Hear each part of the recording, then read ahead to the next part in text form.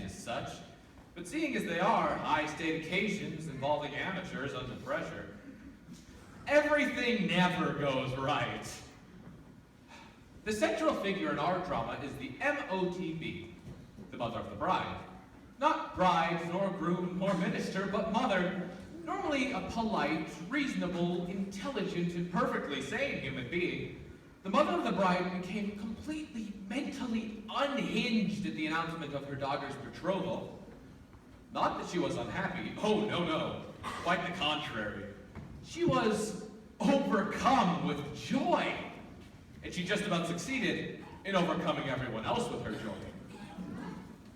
Nobody knew it yet, but this woman had a script for a production that would have met the approval of Cecil B. DeMille, a royal wedding fit for a princess bride. The father of the bride began to pray for an elopement. She had 7 months to work, and no detail was left to chance or human error. Everything that could be engraved was engraved. There were teas and showers and dinners. An 18-piece brass and wind ensemble was engaged. The bride and groom were in the minister's office only 3 times. The mother of the bride was in there more often than the cleaning lady.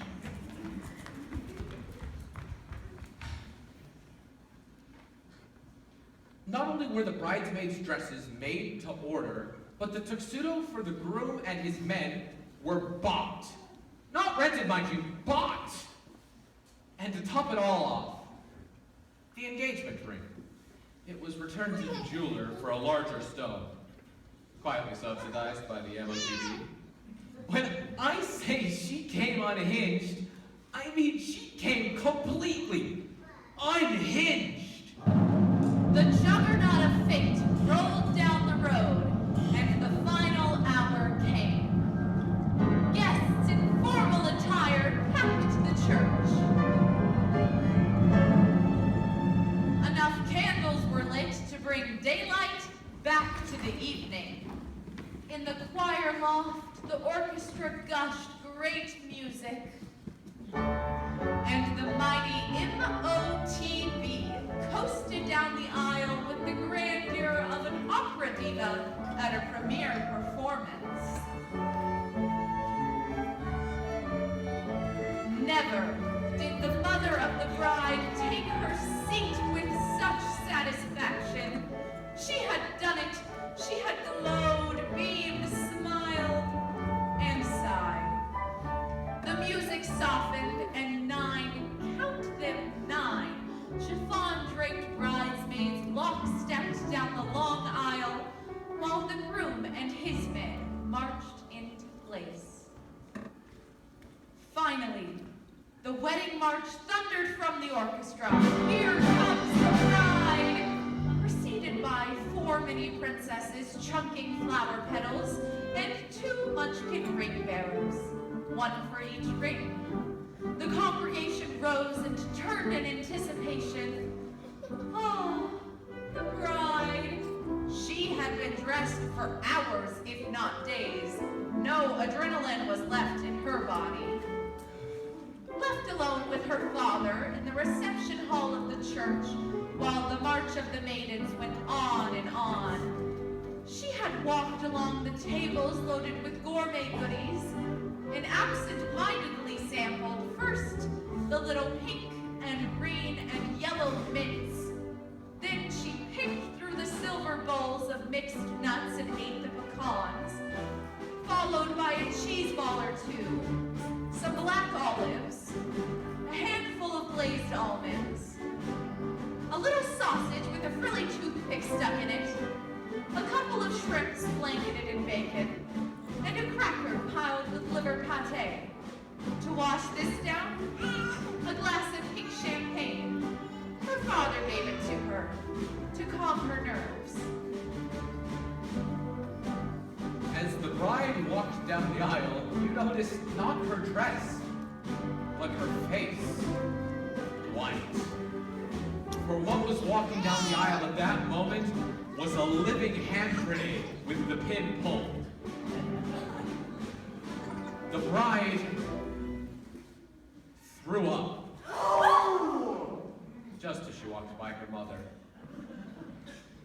And when I say threw up, I don't mean a lady like Earp into her handkerchief.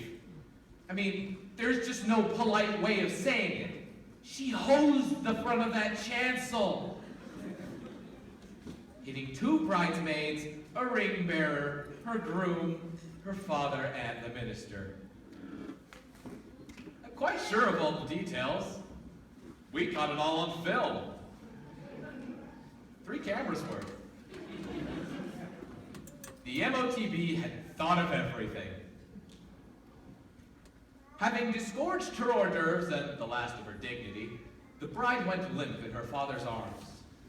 Following that, her groom sank to the ground, too stunned to even function.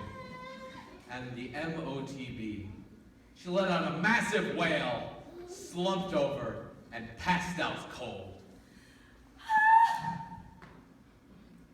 There was a fire drill then, and there in a fashion that only the Marx brothers could have compared to. Oh, groomsmen rushed about heroically, made Princess Flower Girl squall, bridesmaids sobbed, and people with weaker stomachs headed for the exits. The smell of fresh wretch drifted across the church. Only 2 people were seen smiling that day. The father of the bride and the mother of the groom. What happened next? Well, we all went back to real life. Guests were invited to adjourn to the reception hall, though they did not eat or drink as much as they would have in different circumstances. The bride was consoled, cleaned up, and fitted out with a bridesmaid's dress, and hugged and kissed a lot by the groom. She'll always love him for that. When he said, for better or for worse, he meant it. The cast was reassembled where we left off. A single flute played a quiet air. The words were spoken and the deed was done. Everybody cried, as people are supposed to do at weddings, but mostly because the groom held the bride in his arms through the whole ceremony. And never had a groom kissed his bride more tenderly than he.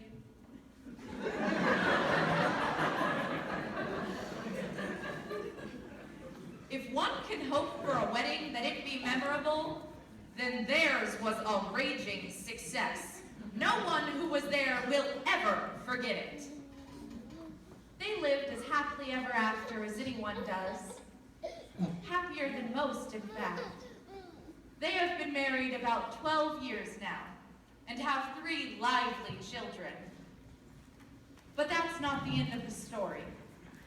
On the 10th anniversary of this disastrous affair, a party was held. A feast was laid, best friends invited, and 3 TV sets were mustered. Remember, there were 3 video cameras at the scene of the accident. All 3 tapes were shown at once, and the effect was pretty interesting, especially with the running commentary and the stop-action stuff that is a little gross when seen 1 frame at a time. The part that got cheers and toasts was when the camera focused on the grin of the father of the bride as he contemplates his wife being revived. I really like this part of the story. Not because of the party, but because of who organized it. Of course, the infamous MoTB. The mother of the bride is still at it, but she's a lot looser these days. She not only forgave her husband and everybody else for their part in the debacle, she forgave herself. And nobody laughed harder at the videotapes than she. There's a word for what she has. Grace. And that's why the same grinning man has been married to her for 40 years. And why her daughter loves her still.